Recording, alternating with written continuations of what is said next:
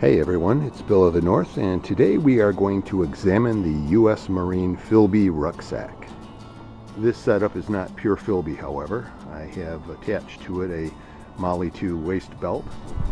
It seems to hook up all right and work, as far as I can tell, the same way as the FILBE waist belt is supposed to work. I know there are some differences with the FILBE waist belt, but as far as the four major straps go, I think they're pretty much the same and it works the same way. There's an extra pad and stuff that the FILBE has. I find I haven't had any problems. I like to leave my waist belts very loose, and I just find that they automatically go where I like them to go. Once the pack is on my back, it's nice and comfortable. If it's cinched up nice and tight, it hurts me. So all my packs are like this. So these FILBE packs, you can get a new one for a couple $100. You can get the used components for less, but generally for the same amount of money you'll get better condition MOLLE gear, just because the Army's getting rid of a lot of that ACU pattern camouflage. Much of it is in good condition, even if it's used. The FILBE stuff tends to be well used, and that's the case with all of this. There have been some repairs made. I tried to make some of the MOLLE II shoulder straps work, and while they did attach, it just didn't seem very secure, so I had to break down and buy a pair of used FILBE straps, which are in serviceable condition. This setup weighs a little bit more than the large MOLLE II setup, and it's a little bit more complicated to put together as well, which is one of the negatives, I would say. The way these compression straps attach to the bottom and wrap around the frame is just one example. All the numbered slots in the frame, extra buckles, and it's just kind of crazy. It seems like it could be put together a lot simpler. Of course, these extra buckles are intended to be used to secure another pack to this pack, as if the guys didn't already have enough weight to carry. The rucksack itself has a capacity of 5,000 cubic inches. The MOLLE II is about 4,000, and just like the MOLLE II, you can attach sustainment type pouches to it. In this case, these are marine hydration pouches, but all kinds of stuff will attach to it. There are pails, loops all over. One of the things I dislike about it also is you can see that repair that I've made there.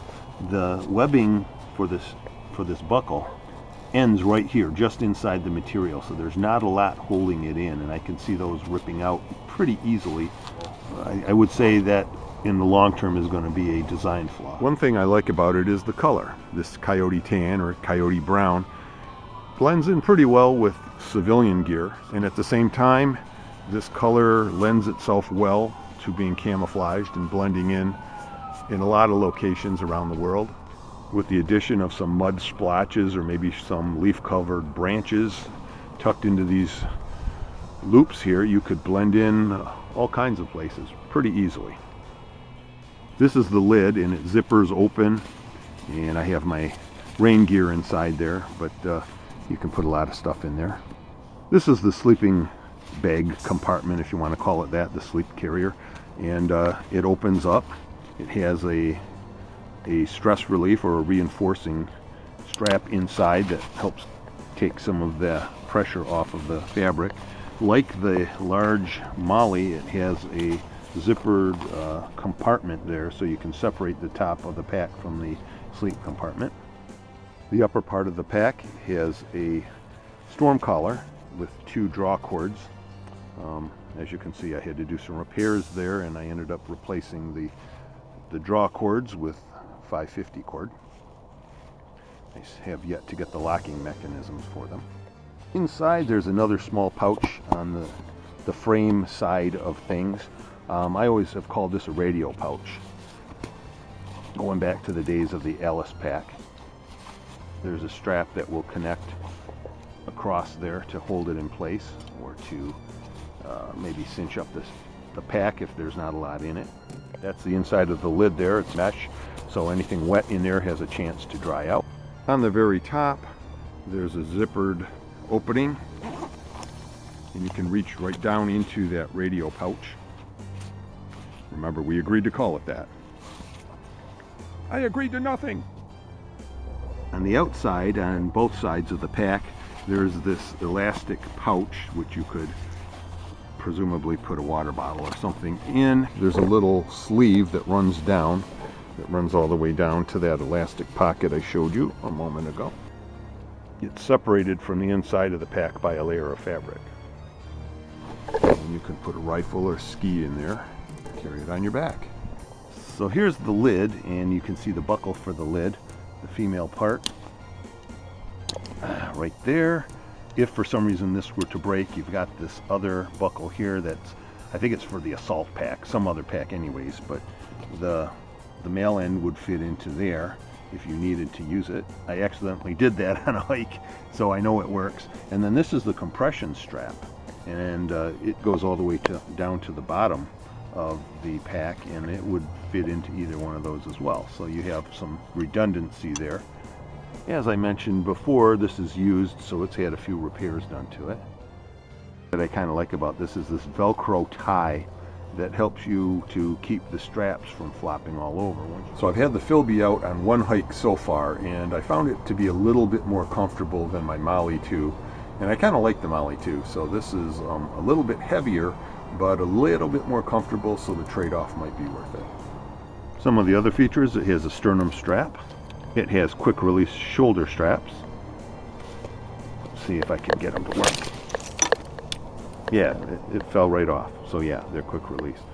Like the MOLLE, it has these, what are they, yib-yab tabs that go through the frame and hold it in place. And it has these straps that go through these two metal loops. And then the next one up is another yib-yab tab, and depending on the size of your torso, the length of the torso, it's either going to go through this metal loop or it's going to go through that slot there. Being a tall guy, I opted to add the length, and it seems to be pretty comfortable. And then it has a pocket that the frame and the top portion of the straps fit under, and that holds it all in place. And then your load lifter straps attach right up there. So there's the left load adjuster strap, and right next to it is one of the extra buckles that actually goes to another pack, and it's easy to accidentally hook up into this, and it's less comfortable, so just be aware of that. The load lifter straps are the two inner ones, and I guess it's the assault pack, some other pack anyways, that attaches on this, and that's superfluous. And this is what it looks like with stuff in it. Not a bad looking pack. You can hike around with that stuff without looking all camouflaged up, and blend pretty well with a bunch of slimy civilians. I mean, fellow citizens. So I'm going to wrap this one up. I am by no means an expert on the FILBE. I've only been acquiring the parts for this over the last couple weeks. I've taken it out once. So far I like it, other than the aforementioned overcomplicated, unnecessary crap parts. But I like it, and we will see how it fares over this summer compared to my other packs. See you later.